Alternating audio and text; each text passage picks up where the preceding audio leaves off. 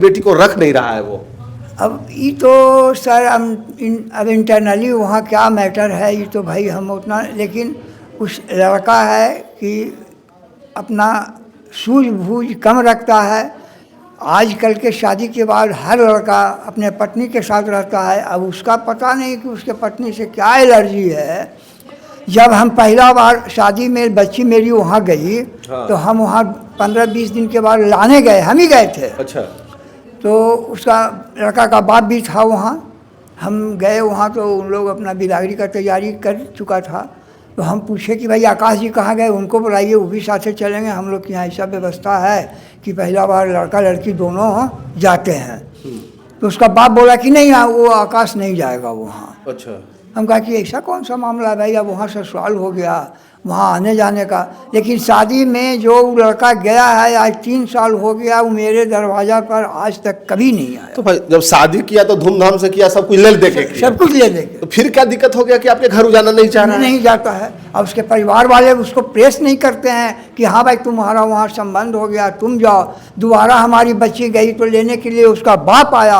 अब अगर हम बोलें कि भाई आप क्यों आए हैं, वो लड़का क्यों नहीं आया, तो वो थोड़ा सा भद्दा जैसा लगता है। लेकिन ये तो गार्जियन को चाहिए कि भाई तुम्हारी शादी हो गई तो लाना ले जाना ये तो काम अब तुम्हारा है, अब तुम्हारी लायबिलिटी हम क्यों ढोवें। अच्छा, एगो चीज और बताते हैं चाचा। जैसे आप शादी ब्याह किए तो कितना दिन बाद लड़की उसके साथ नहीं रहने लगी, लड़का के साथ? लड़का 15 जनवरी 2022 को लड़की हमारे यहाँ दूसरी बार आई वहाँ जाने के बाद। 15 जनवरी 2022 को 15 जनवरी 2022 के बाद 1.5 साल हमारे यहाँ बच्ची कंटिन्यू रह गई है।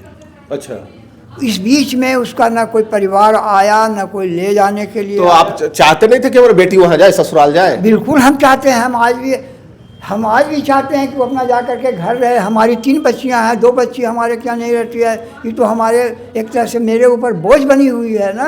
अब लेकिन अब समस्या ये है कि हम उसको भेजें तो भेजें कहाँ।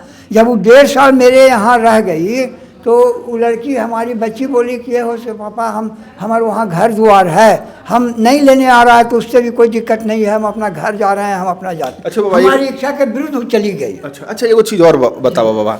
जैसे बेटी के शादी किए, इतना धूमधाम से शादी किए, अब आप दर भटक सब जगह भटक रहे हैं, कहीं आपको न्याय नहीं मिला? कहीं नहीं। अच्छा, एक चीज बताइए। तो नहीं मिला है न्याय। अच्छा, एक चीज बताइए, कैसा बीत रहा होगा एक बाप पर, कैसा बीतता है बेटी का? बीतता तो है, हम क्या करें, हम जो अनुभव है, लेकिन भगवान करे ये इस समस्या ऐसा समस्या और किसी बाप को न दे। मतलब इतना बहुत तकलीफ, मतलब रात को हमको नींद बढ़िया से नहीं आती है। यही सोचते हैं कि साला हम कैसा कुटुंब के यहाँ फंस गए, कैसे हम बच्ची को शादी कर दिए हैं और 2 बच्ची की हम शादी किए, कहीं कोई शिकवा शिकायत नहीं, अपना प्रेम से जब मन है आती है, जब मन है जाती है। और ये कैसा हम कुटुंब के यहाँ शादी कर दिए कि जो आज हमको आज इस तरह से भटका रहा है। पूरा भटका रहा है ना। 3 बार तो हम यहाँ आए हैं ना सर, आपके यहाँ ऑफिस में। इधर आप आ गए हैं, हमको लगता है 20 एक महीना में 3 बार आ गए। हाँ, इसी महीना में। तो अच्छा, एक चीज बताइए, क्या लगता है कि लड़का को जब 498 किए तो कुछ ना कुछ समझौता उस समय वो करने के लिए तैयार था कि नहीं था?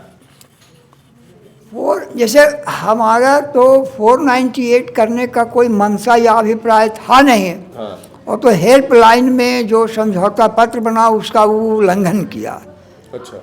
उल्लंघन किया कि वो डेट दिया कि हम ले जाएंगे और ले नहीं गया। तो महिला हेल्पलाइन वाली कही इसकी तो अब थाना से सिवाय कोई विकल्प नहीं है, हम तो उसके घर पर जा नहीं ना। कि इनके साथ मामला क्या हुआ, कहाँ से आए हैं चाचा? हम अरवल जिला से आए हैं, कुर्था थाना में मेरा घर है, तकिया एक गांव है। हाँ। वहीं से आए हैं। हमारी बेटी की शादी 2021 में हुई थी।